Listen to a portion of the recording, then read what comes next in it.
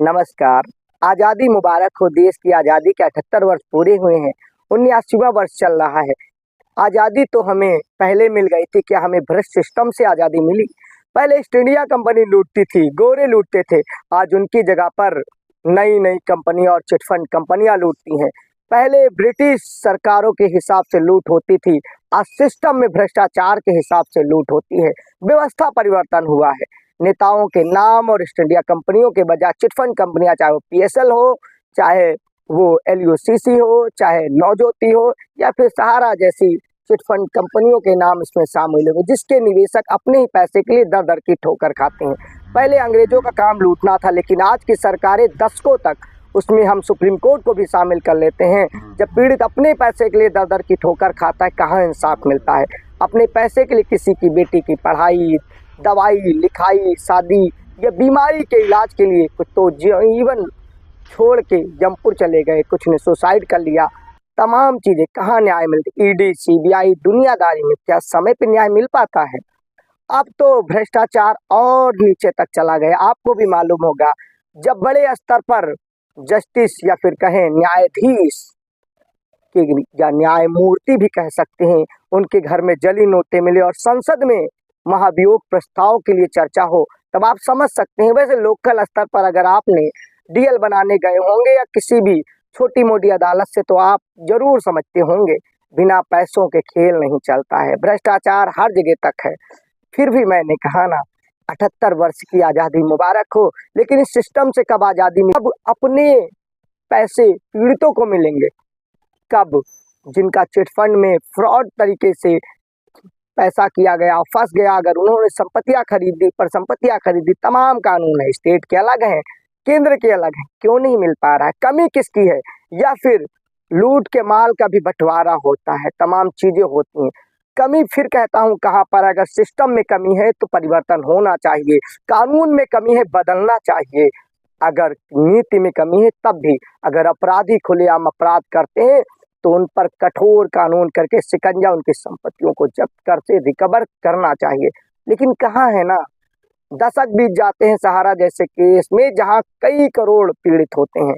वो अलग बात है, वीआईपीओ के लिए रात में सुप्रीम कोर्ट खुली है, कई उदाहरण है तमाम चीजों में, लेकिन यहाँ करोड़ों लोगों के लिए दशक भर से भी पूर्ण रूप से न्याय नहीं मिल पाता। यानी कि अपने ही पैसे के लिए जब लोग दर दर की ठोकर खाते हैं, तब भी हो सकता है न्याय व्यवस्था को चूना लगे। लोकतंत्र में चारों स्तंभ की जिम्मेदारी होना चाहिए। मैं जिस स्तंभ से हूँ, पढ़ लिख कर डबल मास्टर डिग्री के साथ मास कम्युनिकेशन करके लोगों की बात उठा रहा हूँ, फिर भी मैं कहता हूँ मेरे सिस्टम में भी भ्रष्टाचार है। कोई फलाने पक्ष में बैठ गया, कोई धमाके पक्ष में बैठ गया, आवाज कौन उठाता है?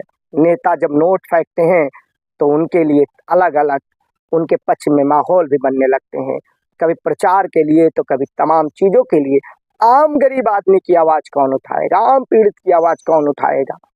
आजादी का अमृत महोत्सव जरूर मनाया जाएगा, लेकिन पीड़ित जो अपनी कमाई लुटा चुका है, पूरे जीवन भर की मजदूर जो 100 रुपया 50 रुपया गांव देहात के अलग अलग हिस्सों से मजदूरी करता है, उसका पैसा जिस काम के लिए किया, वो आंसू खून के आंसू रो रहा है। लेकिन फिर भी हमारे नेता चुनाव में बेशर्मी से वादे करेंगे, दावे करेंगे कि नहीं बस हम पाई पाई दिलाएंगे। मैं यहाँ गृह मंत्री और प्रधानमंत्री की भी बात करता हूँ, पक्ष के हों या विपक्ष के मुख्यमंत्रियों की भी बात करता हूँ। कौन ऐसा नहीं है जिन्होंने वादे नहीं किए हैं? खरी बात कहने पर वो अलग बात है, एफआईआर के तोहफे मिल जाए, हार मिल जाए, लेकिन सच कड़वा होता है और स्वाद मीठा होता है। अपने गिरेबान में झांक कर देखिए, आप जिस लिए आए थे। कहते नेतागिरी और नौकरशाही, ब्यूरोक्रेसी सब समाज कल्याण का काम होता है, लेकिन सच्चाई ये है कि आजकल सभी पैसे के लिए या रुतबे के लिए, दुनियादारी के लिए, तमाम चीजें।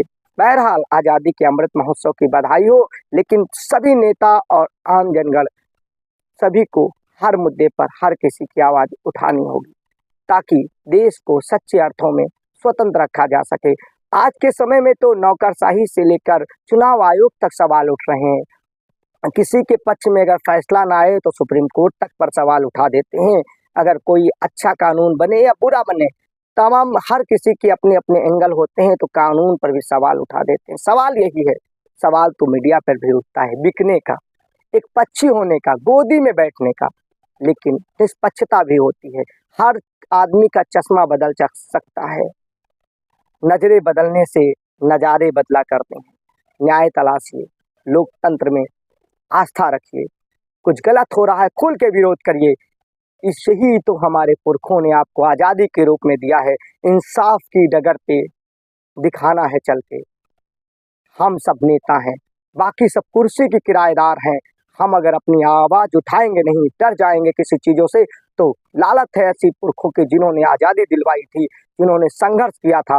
याद करिए उन संघर्षों को, उठिए, खड़े होइए और जहाँ भी गलत हो रहा है उसका विरोध करिए।